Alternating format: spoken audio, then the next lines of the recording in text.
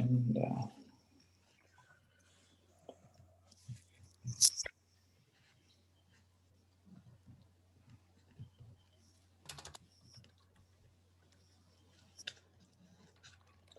anybody already feeling bad about their March Madness pool?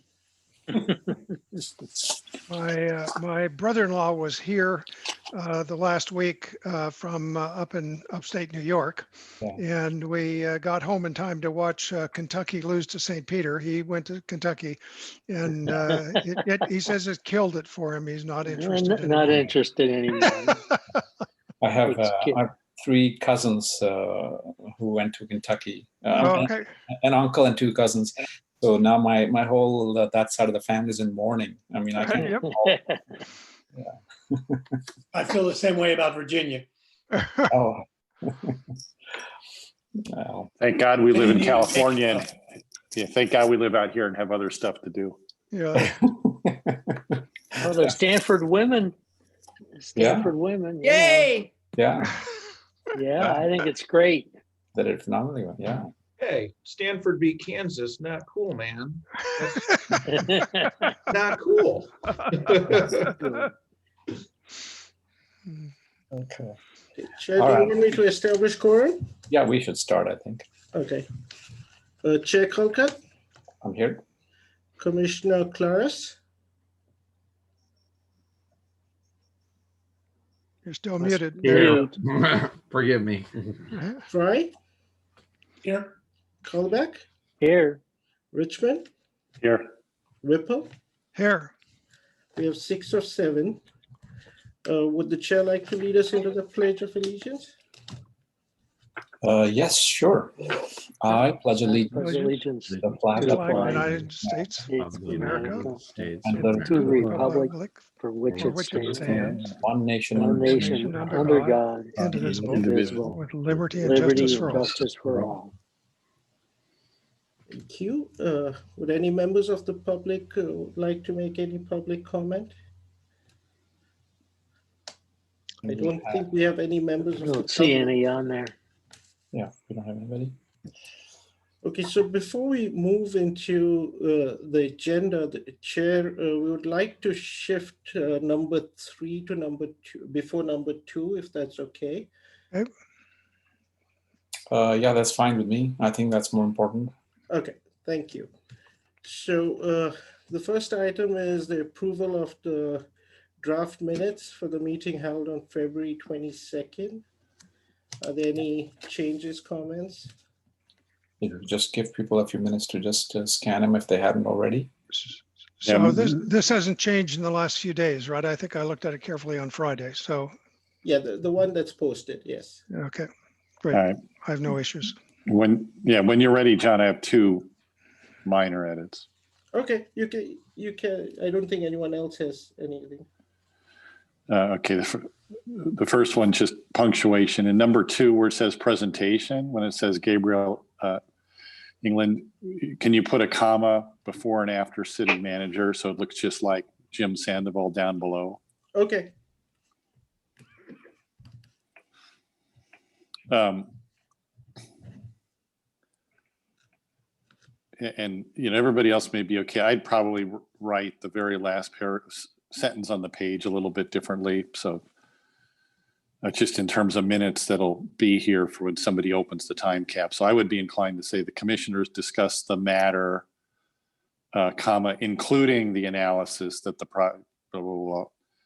And so rather than, I'm not sure anybody disputed anything, but I'd say discuss the matter, comma, including the analysis. And rather than mention, I'd say noted that the 1 million was after dipping into the contingency. Right. Yeah, it wasn't disputed. Yeah. All right. So if you guys are okay, John, let me give it to you. I can either give it to you slowly or I can just scan this to you. Why don't we keep going? Those are my only edits. Yeah, that's fine because I have it on the recording and I'll update accordingly. Okay. I'll scan it to you before I leave my desk tonight. But those are the only edits I was going to suggest in advance of approval. And that's a good edit in the second one. Yeah. Would anyone want to Move approval as amended. Second? Second.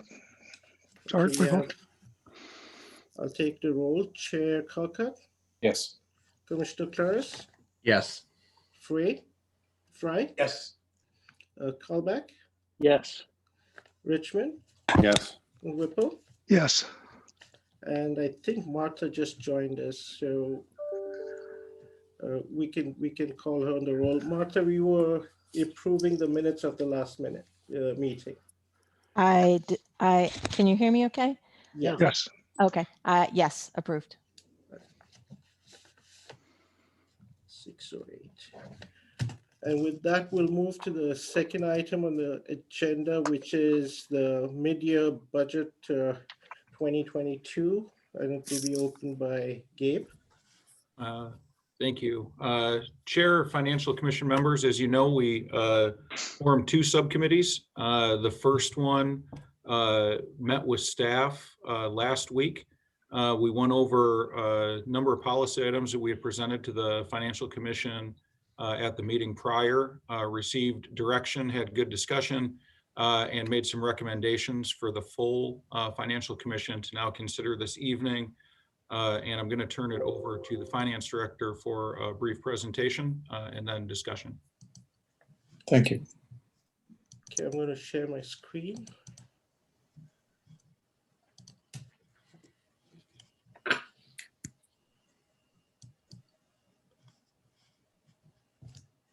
So as Gabe said, we met with the Finance Commission, with the subcommittee of the Finance Commission, and discussed what we'll be presenting today. So just on a little bit of a background, we should be looking at our budget every 6 months at least to look at where we stand. So in the 2-year budget, we're looking at the first year, which is the FY22 at the 6-month interval. What did we do? We had the departments evaluate how their revenues, expenses, activities were going, whether their service levels were okay. And then once we had all of that data, the city manager and us in finance reviewed the other general revenues and looked at what we had in hand. And then we met with the Financial Commission subcommittee and reviewed all the presentations that we had. They gave us some great feedback on March 10th. So most of this is in your staff report, but I just want to briefly run through what we actually are looking at with some comparative numbers. So in terms of the general fund summary, we're projecting the total revenue to jump by 1.4 million, which I will show you. There's an asterisk there. When we get to the revenue slide, it's actually 2.3 million because we have the administrative fee that we charge the sewer and water, which is actually just a personnel cost, which rather than being called revenue should be a reduction in expenses. So we've reclassified that to report correctly. And similarly, the expenses are dropping by 1.1, which includes the 0.920. So I'll come back to that slide when we go there. Then we discussed our reserves, and our reserves are at 16%, are 20, what is desired to be at 20%. Looking at how much we would need to make it 20%, that would be between 1.6 to 1.7 million. The commission was the subcommittee was of the opinion that we do it gradually. So we set aside 1 million this year. And then the transfers that we have proposed, the original budget had 1.47 million, which has increased to 9.3 million. And I'll go through those details as well. Primarily, the big one there is the 6.5 million. We moved 5 million for CalPERS and then 1.5 for OPEP, besides what we are planning to fund other items that I will get to in a minute when we go to the next slide. And then we also have the planned use of reserves, which again, the OPEP came out from, and the CalPERS, all of those were in the reserves in the general fund. So a lot of these items will be using the reserves rather than being actual expenses for the year. So this means that we would end up with a 4 million approximate surplus projected at the end of 2022. Then if we go to see what happened to the revenues, what were the big ones, we're projecting a 2.3 million increase in revenues. Primarily sales tax is going up by around 400,000, property tax by 1.6 million. And these numbers are pretty solid in terms of they've been worked out with our consultants, HDL. We've also adjusted departmental revenues for recreation who were projecting to be much lower than anticipated because of COVID. And then other taxes, we've seen documentary tax and other tax numbers move higher than what was projected. So overall, it's a good news. And the administrative fee of 0.91 would be offsetting expenses, and it's not included here. Similarly, on the expense side, looking at it citywide, we are projecting to have at least 250 in personnel savings from all the vacancies that we've had. And we also had a lot of unbudgeted positions and some were filled. So that's a citywide projection. In terms of other expenses, we're looking at a 0.6 increase. So in total, we're looking at a reduction in our total outflow of 0.19. And some of the items that we had here, for example, when we first did our original budget, we projected transferring around 920,000 in ARPA money to the ARPA fund for other uses, but then council decided that they would like to use some of those monies for things that we already spend money on. And they left 291,000 as unallocated in that process. So we further took that 291 and we proposed that the amount that's sanctioned for the bond measure, for a polling agent, investment trustee be used from these monies rather than new money.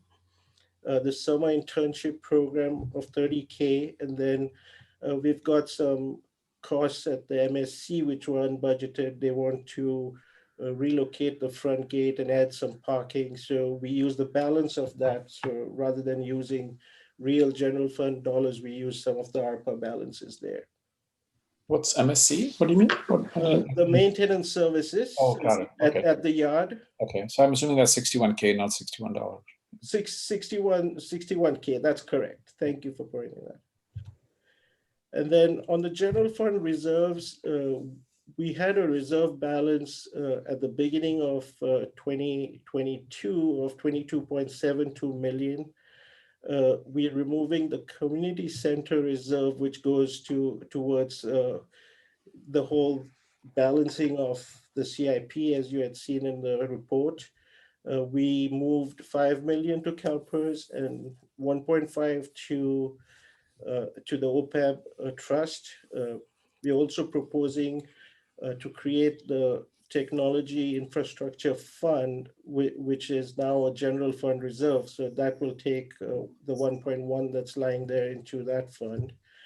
And then we're adding the 1 million contribution from operations to push up the operating reserve. If we look on this page, we will see how we arrive at the same number. So we've got the inventory and prepaid of 0.14 and a notes receivable, which is primarily the loan given to Chris Jordan that is now available towards funding the CIP. And of course, the unassigned fund balance that we had from last year, with our emergency and operating reserve now at 8.65 million and closer to 18.5%. So we're getting there in small steps. Mm-hmm. Moving to the proposed transfers that we've had in this budget, of course, some of those are already done. The ones in bold or in a different color. The ones that we are proposing with this, we are proposing with the creation of the technology fund to have 1.46 million transferred to that fund. Our dental fund has a negative fund balance of approximately $95,000. So we want to cover that deficit by moving 100,000. Our workers' compensation fund, as well as the general liability fund, were not funded appropriately in the original budget. We are proposing to have these amounts transferred from the general fund. And with the workers' compensation fund, we need another 450,000 that's going to come from our unemployment fund, which has a surplus funding. So John, can I ask a question? Sure. What's included in the technology fund?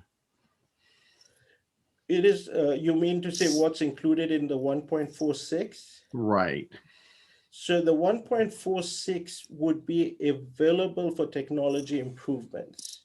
So for example, before the general fund had 1.1 million in technology money that then gets programmed every year towards what the needs are, like replacement of servers, Laptops, I mean, whatever. whatever you have. So it's that, mostly IT type technology, or does it cover other types of things? it is IT. Okay. It is purely IT related. So the 1.46 represents the 1.1 that's already in the general fund, plus the 350,000 for the new financial system that council allocated out of ARPA dollars. Got it. Thank you. And then we are also proposing to move to the equipment replacement fund 900,000. This 900,000 is only going to be covering our required liabilities till projected liabilities to the end of FY23. As you saw in the other presentation, our actual needs are close to 3 million, but it's something that we can address over time.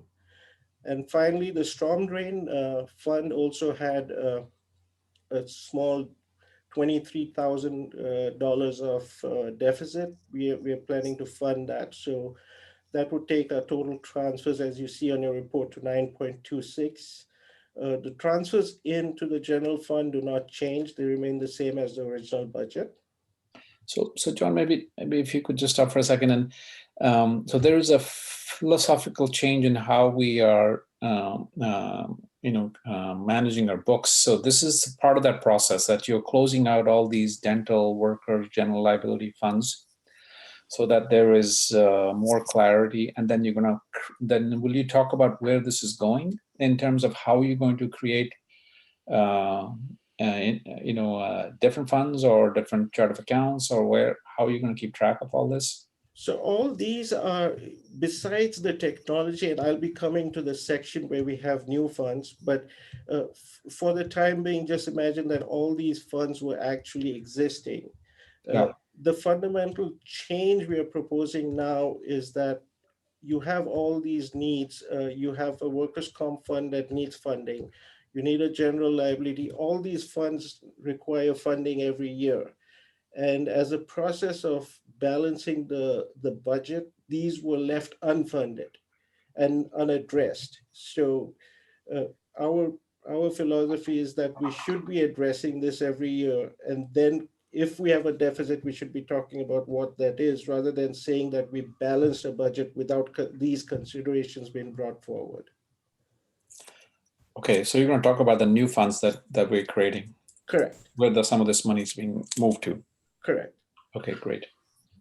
And these are most of these are existing funds. Like the dental fund is an existing fund. It had $100,000 shortfall that was not addressed in the original budget. So were the workers' comp, general liability, and equipment replacement. These were existing funds. Yeah, and for some strange reason, council members get dental insurance from the city. So there is some history as to why this fund was created at one time. I don't know why. So moving on, On the other funds, I'm just going to touch upon a little bit of what's happening with the capital projects, which is the section funded by the general fund. We ended up with FY21 with reserve balances of 11.48 million. We added the community center reserve, which you see was moved from the general fund here. So we have 12.16 million in available resources. And then what was committed to the CIP was 7.87 and 5.5, which technically would have taken us to around 13 million. So we were short by that 1.55. We were short by 1.25 or so after taking the community center reserve into account. So we went through an exercise at ET, the city manager, and the other directors. We looked at all the projects funded by the general fund, and we decided to reduce and cancel some of them to the tune of 1.55. So our projected CIP expenses, and this is to the end of FY22 only, gives us a surplus of 0.3 in the CIP reserves. And then some of the funds that or the CIP projects that we reduced, we reduced the asset management system, as you see in your report, by that amount. And the community center AV equipment project is expected to come under budget, so we don't need the 110,000 that was projected from the general fund. And then the emergency operating center, the original plan was to revamp the current center, but as we've explained in the report, we're going to be using the community center, so we don't need all those funds. So we reduced almost 1.5 million from there. And we've added to the civic facilities improvements 250,000, and we've explained that in the staff report. It's also the reasoning behind that. Then moving to the other. So before we go on this slide, I just for people on the financial committee that don't know this, we've been working on a new financial center or new EOC for a long time, and I think we need to give credit where credit is due. Gabe England determined, or actually suggested, that the community center be used for the emergency operations center. And it was a great fit, and the people in emergency prep in the community supported it a lot to get this thing going. So I think Gabe needs kudos for he personally saved this money by basically deciding to go a different way with the city. So impressive.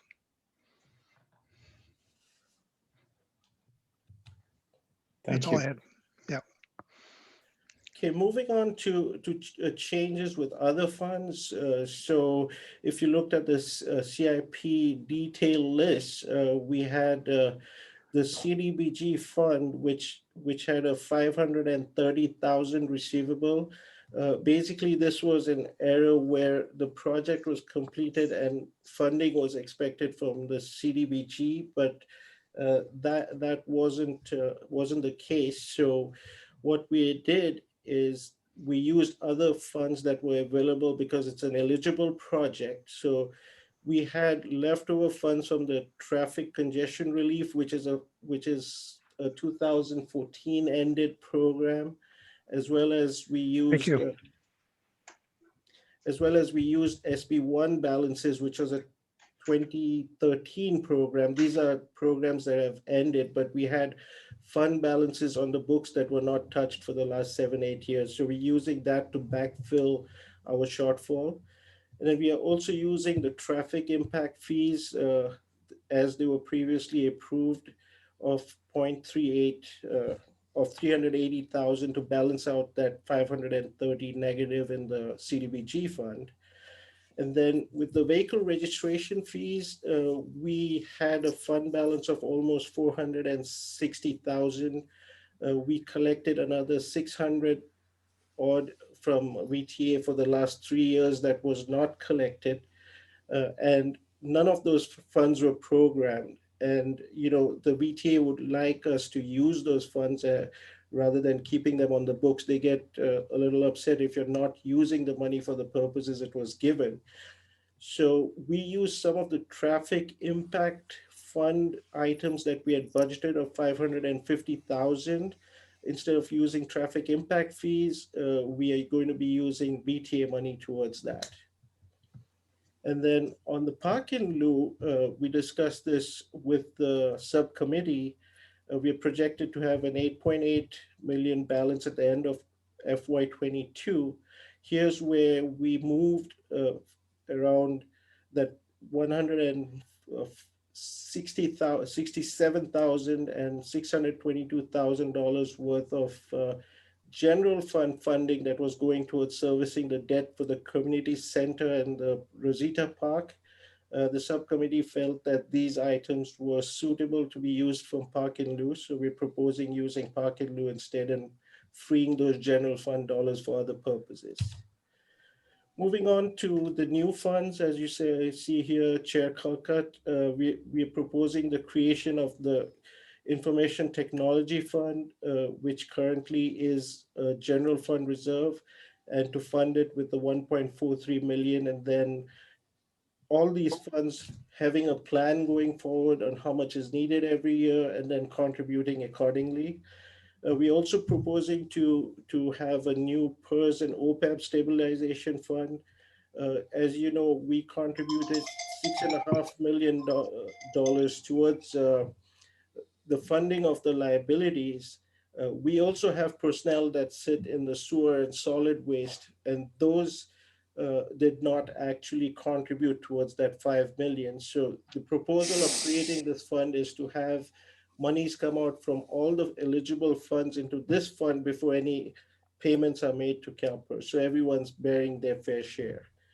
And finally, we're also proposing creating an outside funding grants fund to record any receivables on grants or to receive any grants that the city receives in one place. So if the grant is for a CIP project or it is for a recreation grant, any kind of grant, right now, it either goes directly into the CIP or to the operating budget of one of these areas, which really doesn't help you when you're trying to look for what grant information you have. So this is like kind of keeping everything in one bucket related to grants.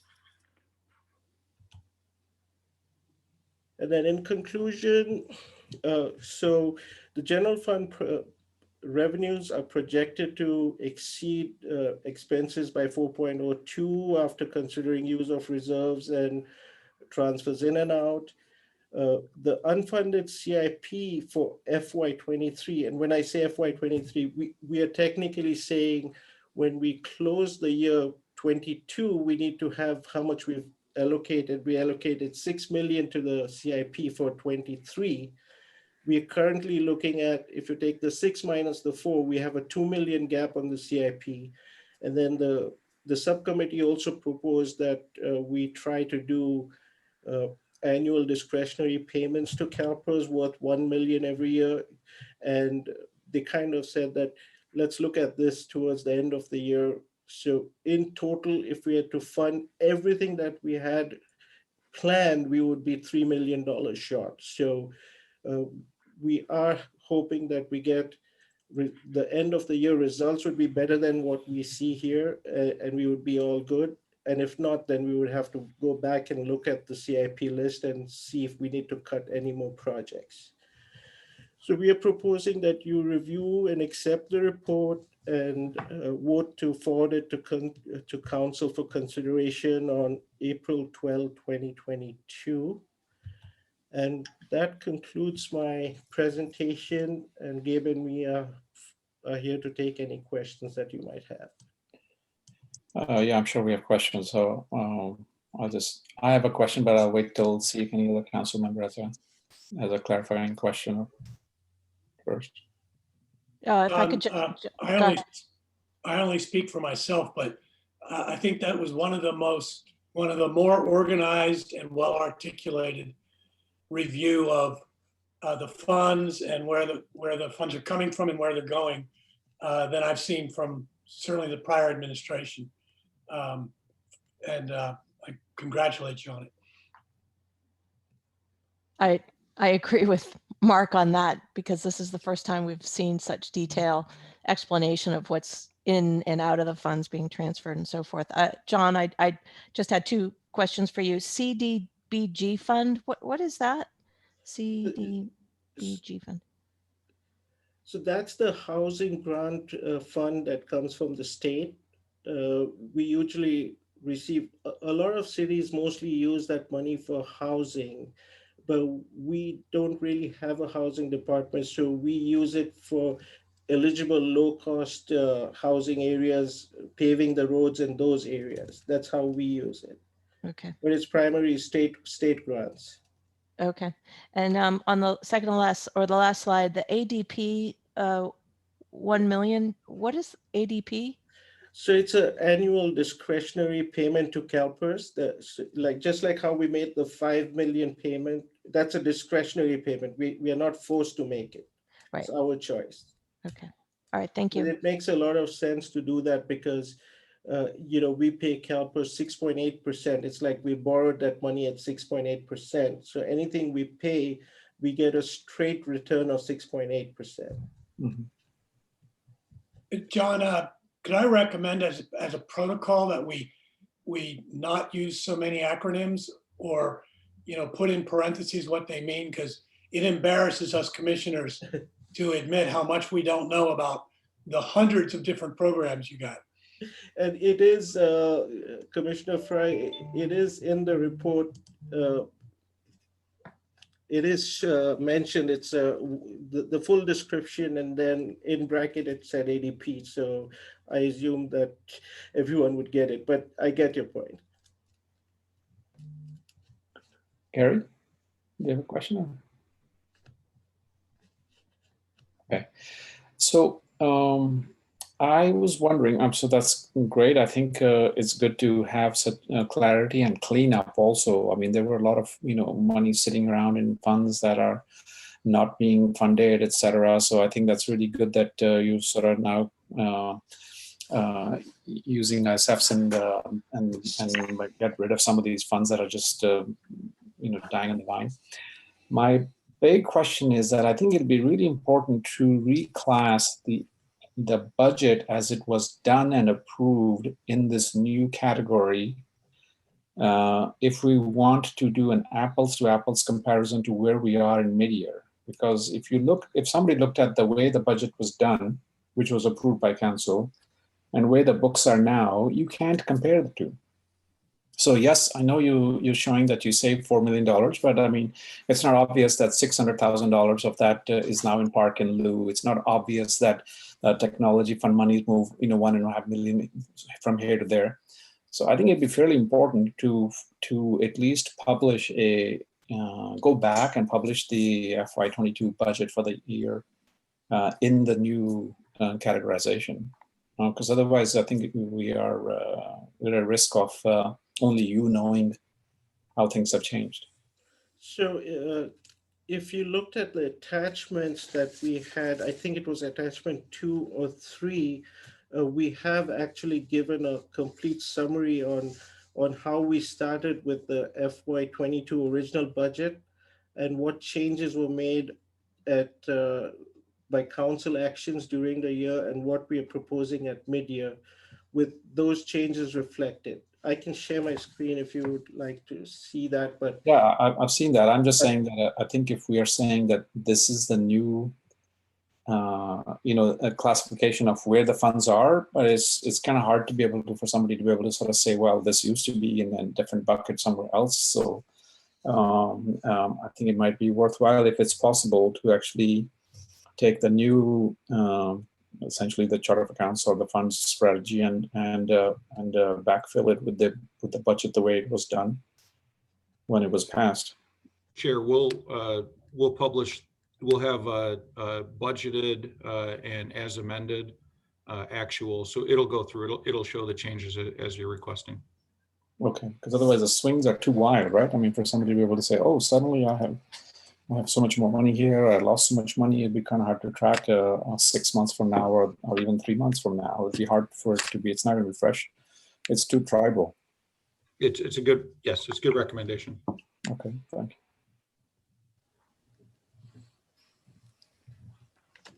Okay, any other questions from anybody else? So percentage-wise, so what did our property tax revenue go up by?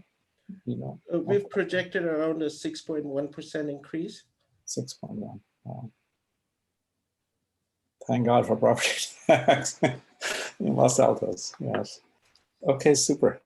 Any other questions? Anybody? Okay. But before I ask for a motion, I'll open it to public comment. Any members of the public would like to make comment on this item?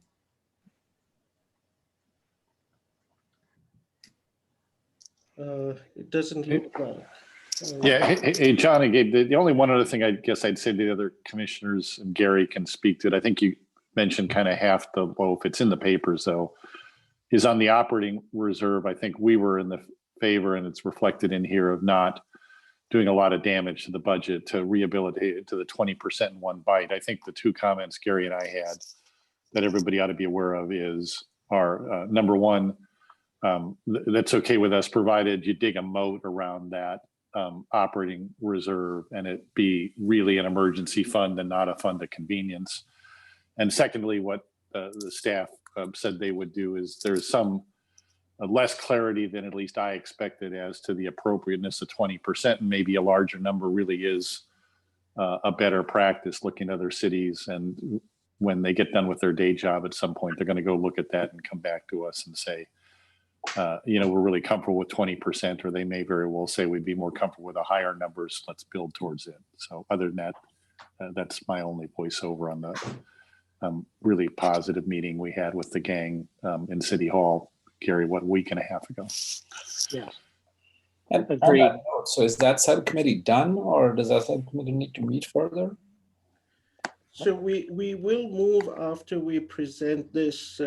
We will be reaching out to the subcommittee for the FY23 budget, because a lot of these changes will also affect the way we present FY23. So we're going to be starting the internal process from tomorrow to look at revenues, expenses, just like how we did for mid-year, but looking at a complete new year. So I know that the chair had mentioned that you wanted to rotate, but if you're fine with the present subcommittee going through that FY23 process with us, we are okay. We will reach out to them to meet.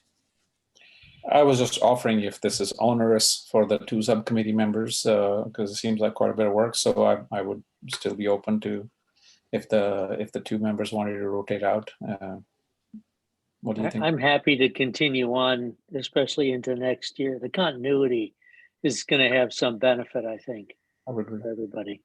Yeah, I mean, I think we had, I think, a pretty efficient meeting, Kajit. And again, I think this is all super positive. I wasn't going to go there, but I think my personal view is 23 is going to be tougher because inflation's going to bite on a bunch of these line items.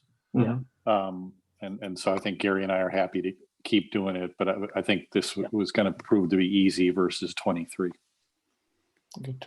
Okay, great. Okay, so then I think we'll just carry on. Okay. Super. Would anyone like to make a motion to move this to the city council? So move. Second. Okay, we'll take the roll. Chair Calcutt, Yes. Vice Chair McClatchy, Yes. Commissioner Claris, Yes. Fry, Yes. Callback, Yes. Richmond, Yes. Whipple. Yes. Thank you. And we'll move to item number 3, which was item number 2, and that is the IT security memo. Any comments? Anyone needs any clarification? I need some clarification. I mean, just for procedural purposes, this is there are several people here who know a lot about this stuff. I happen to have done a startup in cybersecurity, but are we still in the realm of a financial commission reviewing IT security, or have we sort of wandered off from the risk to our systems as a financial subcommission to an IT commission? I'm not 100% sure, and I'm just kind of a little bit careful about going a little bit too far with this thing from that perspective only. If we all agree that this is worthwhile doing, I'm quite happy to jump into it and dive into it and stuff. But I just want to be sure that this is not somebody else, some other commissions, some other volunteers in town who are supposed to be looking at this thing. What other commission would cover this?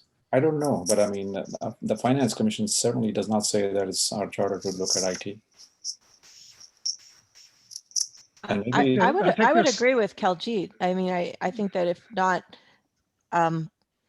defining a separate committee, at least getting a subcommittee of more experts in the IT area. When I say more experts, I'm not suggesting that any of you are not experts in the IT area. I'd be very concerned that we don't have enough expertise in this area. So I think this is an indication of what's been happening in the financial group for the last 10 years. 10 years ago, IT was not a problem with public company CFOs. And over the last 10 years, it has become a significant element of the roles of CFOs in public companies. So it seemed to fit nicely. I thought it was a great question, Kaljit, that there might be somebody else who thinks they're responsible for it. But lacking that, I think it is the purview of the Financial Commission, and it probably ought to either be added to our charter or just if that's required. I think it's smart that we do it. yeah, I'm happy to have this included. I just wanted to be explicit, that I don't want us to sort of go off and do stuff and then people just completely invalidate all the work we're doing because they say it's not the charter of the commission. So question for, I think, staff is to, either get us some sort of implicit or explicit consent that we're not off the charter for the commission.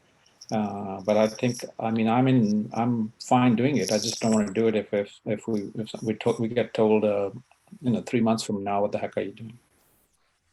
Well, does it make sense to present that to City Council and Yeah. just to clarify it? I mean, I'll defer that the to ones Mr. that would have signed it, right? Yeah, it's a city. I think the city council. It's a question for city council, but I think it's also a question of what is the? I would also like to sort of go with the opinion of the staff. If Gabe and John feel that this is the right thing for us to be doing, then I'm fine with it. But I don't want to. So, Chair, I think at this point, staff has been providing information at the interest and request of the commission.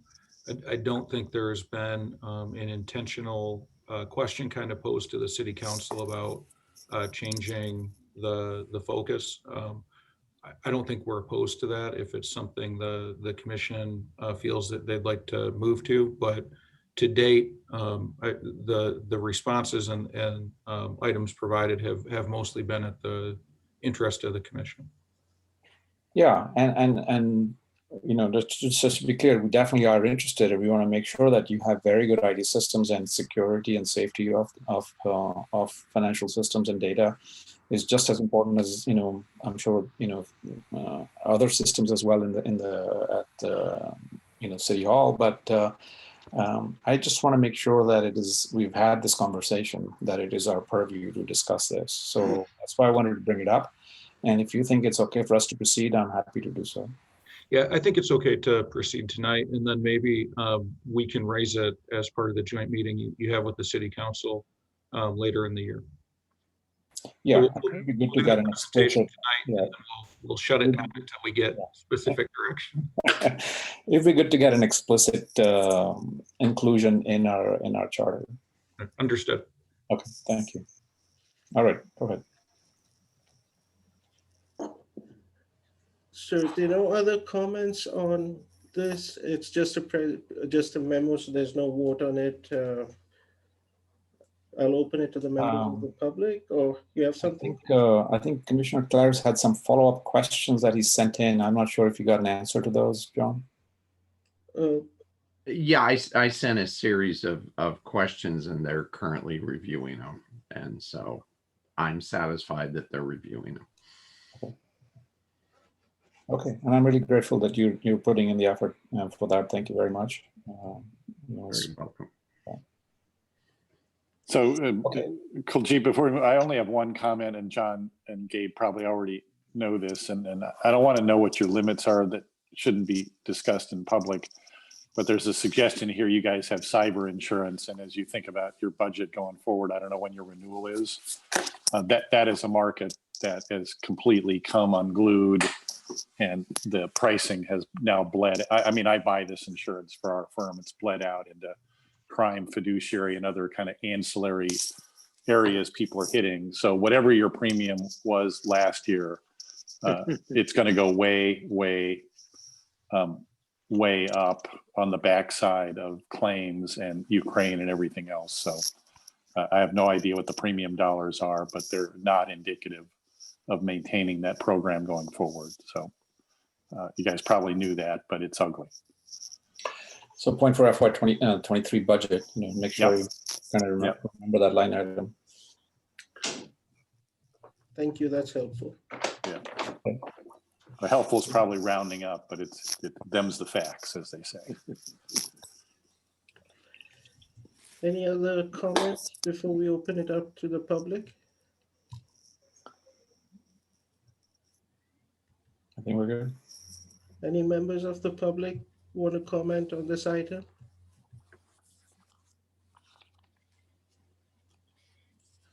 It doesn't look like it. So the last item is staff announcements. Nothing much to add. We've been buried with the media, getting all these reports out in time. Thank you to the subcommittee for working with us. We also will be working with the other subcommittee on, I believe, April 7th. We have organized a meeting at 12 a.m. or 12 p.m. I don't know. It's in the afternoon. Let me say it's in the afternoon. Noon. PM would be much better. I get confused with the AM and PM only on the 12th, right? So we're going to be having that meeting. We have a vendor that we have in mind who will be meeting with the subcommittee and us to kind of go over their concerns, and hopefully we can report back on how that went in our next meeting. Our next meeting, as a reminder, also is going to be a special meeting on April 25th because we need a little more time to get the budget through the FY23 budget. So for that subcommittee, I mean, related to what you're doing there, so you were pretty keen, and I can understand why, that you want to do your FY23 budget in the new system. Is that still your hope and expectation, or you think? Our next budget cycle, so that would be 24-25. Yeah. Yeah. The 23 is, there's no way we're doing it I'm sorry. right now. Yeah, but we plan to, because some of the challenges we've had, and with the current system, and June can also talk to that. She was at the CSMO4 conference in January, and she went up to the Central Square salespeople and said, these are the issues we are having. We need help. And they said, oh, great, we're sorry about it. We're going to give you a new relationship manager. We were allocated a new relationship manager, and for the last 2 months, we can't get a single response. It's not good. Have you gone up the food chain to, say, the vice president of sales or even the president? We've emailed practically everywhere we can to no avail. No, I mean actually call corporate and try to talk to. It's not that large of a company. I would just talk to the CEO, leave him a message stating that we're trying to get help here, and you'd be pleasantly surprised to find out how quickly whether or not this is a reliable company or not. usually if the CEO of your company hands you a note, you tend to act on it. If they don't act on it, then we know this is not a reliable company. But literally just call the CEO, you'll get their admin, explain who and what you are, explain what the issue is. And you'll be, in most companies, you'll be pleasantly surprised how supportive they'll be. Well, we can try that, even though I have no hope.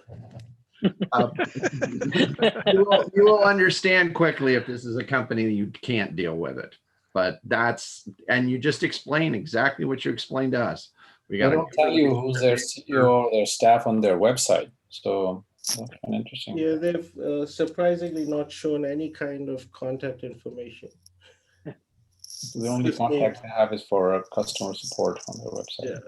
Yeah. As I recall, John, a few months ago, I sent you the phone number and the contact information and the names of the CEO. You sent me the names of the CEO, but the contact information was a general number that we left a message on. You weren't able to get a live person or anything like that? No, we, it is some of the things that we've had. So we call their support. Now, support sometimes either replies to you because you put a support case. It's hard to get a live person. So we said, we are having issues with the project ledger. We need help. They send us a documentation for payroll and said, here, refer to this document. Would you give me permission to try to contact them and get them hooked up with you? Of course. Okay, well then Let me take all the help we can get. Let me try calling them tomorrow and see if I can get through. You may, we'll see if I have any better luck.